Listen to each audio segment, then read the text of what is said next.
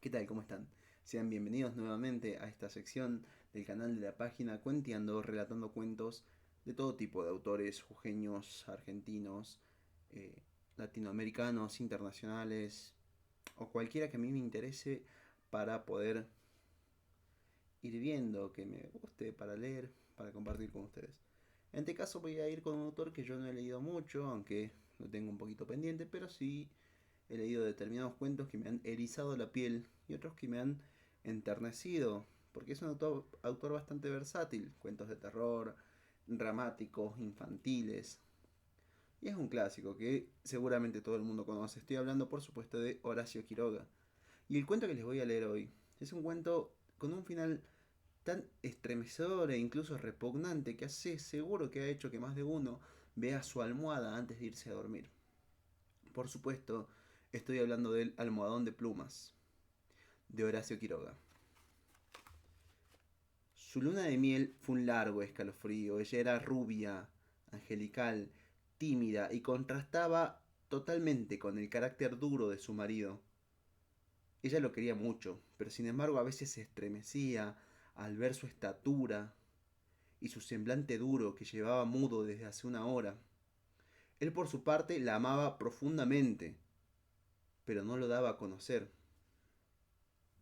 Durante 3 meses vivieron una dicha especial. Por supuesto que ella hubiera deseado un poco más de ternura, de expansiva ternura en el matrimonio, pero sin embargo, el semblante duro de su marido siempre contenía esos deseos.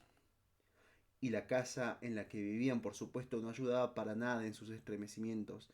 Era una casa blanca, un patio silencioso que producía una otoñal impresión de palacio encantado.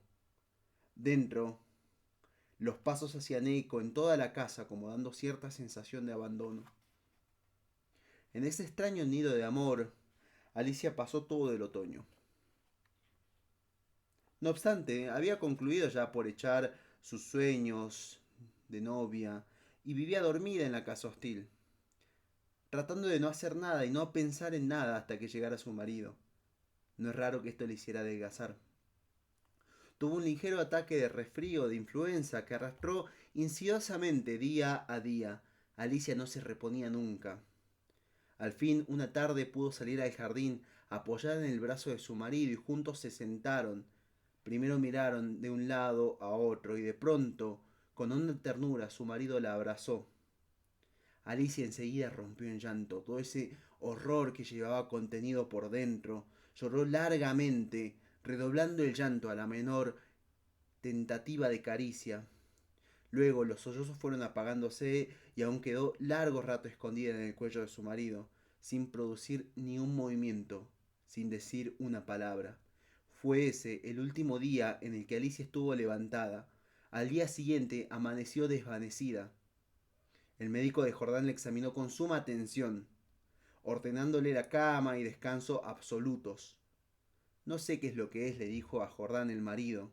Tiene una gran debilidad que no me explico. No tiene vómitos, no tiene nada. Si mañana amanece igual, por favor llámame. Y Alicia amaneció igual. Y se la revisó y se le diagnosticó una anemia agudísima, completamente inexplicable. Alicia no tuvo más desmayos, pero se iba visiblemente hacia la muerte. Todo el día en el dormitorio estaban con las luces prendidas y en pleno silencio. Pasábanse horas sin que se oyera el menor ruido. Alicia dormía y Jordán vivía o en la sala o en el dormitorio, siempre paseándose inquieto. Pronto Alicia comenzó a tener alucinaciones, confusas y flotantes al principio, y que descendieron luego a ras del suelo. La joven, con los ojos desmesuradamente abiertos, no hacía sino mirar la alfombra a uno y otro lado del respaldo de la cama. Una noche quedó de repente mirando fijamente. Al rato abrió la boca para gritar y sus narices y labios se perlaron de sudor. Jordán gritaba, exclamaba, rígida de espanto, sin dejar de mirar la alfombra. Jordán corrió al dormitorio y al verlo aparecer Alicia soltó un alarido de horror. Soy yo, Alicia, le dijo. Alicia lo miró con extravío y luego miró a la alfombra. Volvió a mirarlo y después de largo rato quedó estupefacta y se serenó. Sonrió y tomó entre las suyas las manos de su marido, acariciándola por media hora, temblando. Los médicos volvieron a verla inútilmente.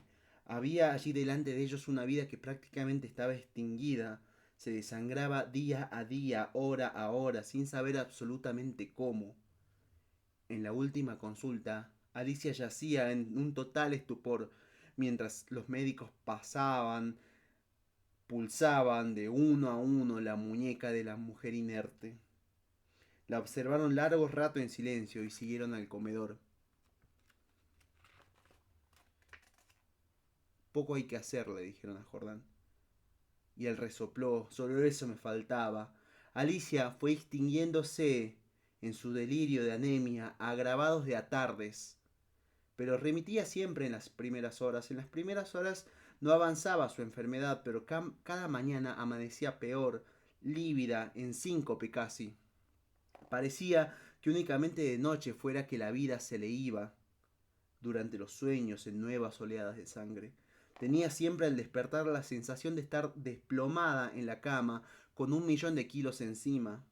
Desde el tercer día este hundimiento no la abandonó más.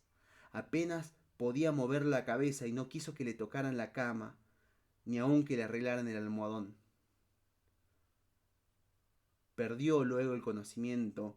Los 2 días finales deliró sin cesar a media voz.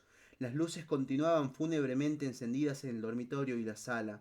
En el silencio agónico de la casa no se oía más que el delirio monótono que salía de la cama y el sonido retumbante de los pasos de Jordán.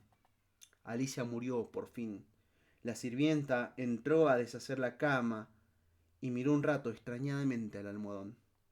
Señor, le dijo al marido, en el almohadón hay manchas de sangre, y Jordán las examinó y se dio cuenta que eran prácticamente imperceptibles un par de huecos que habían dejado cerca de la cabeza de Alicia. Se veían pequeñas manchas oscuras. Parecen picaduras. Levántelo a la luz, le dijo Jordán a la sirvienta, y la sirvienta trató de hacerlo, pero no pudo. Enseguida lo dejó caer y se quedó mirando a aquel, lívida y temblando. ¿Qué pasa?, preguntó el hombre.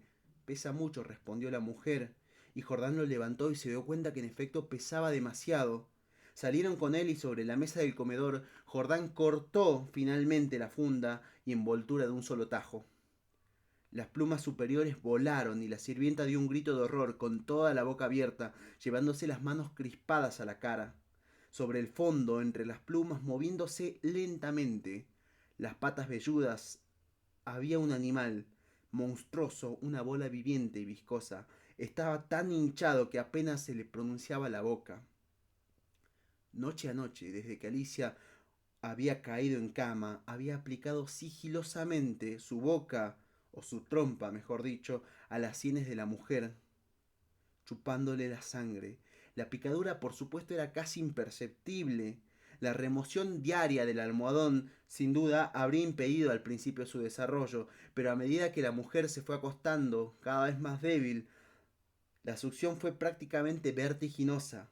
En 5 días, en 5 noches, había vaciado totalmente a Alicia. Estos parásitos de las aves, diminutos en el medio habitual, a veces logran adquirir tamaños impresionantes. La sangre humana parece serles particularmente favorables, y no es raro hallarlos en los almohadones de plumas.